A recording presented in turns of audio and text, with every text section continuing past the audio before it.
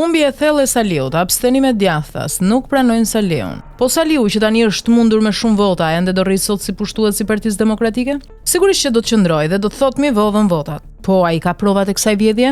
Haha, ende nuk ka gënjeshtar që të kuptojë se çfarë është prova në një proces gjyqësor. Por çfarë është kjo që po dëgjojmë? Një komedi është, por Saliu nuk e kupton dot që komedin nga tragjedia e ndan vetëm 1 milimetër. Domethënë kjo është tallje e Saliut me elektoratin e djathtë. Po, një fyerje dhe tallje së djathtës shqiptare është kjo. Se e vërteta tregoj që e djathta sot nuk e pranon më Saliun, prandaj ajo nuk doli në zgjedhje. Një komedi sigurisht që është kjo, por Saliu u paraqet liderëve të Partisë Demokratike si tragjedi. Po Saliu ç'do të bëj? Saliu është skllav i nevojës së tij, nuk largohet. Po cila është nevoja e tij? Është forca politike që i duhet për të mbrojtur paratë që ka fituar familja e tij kur ky ka qenë kryeministër. Por a do t'i mbrojë dot? SPAK mund t'ia konfiskojë sepse si familja ata janë në akuzë penale. Të shohim procesin gjyqësor se çfarë do të vendos. Gjithçka është në dorë të SPAK.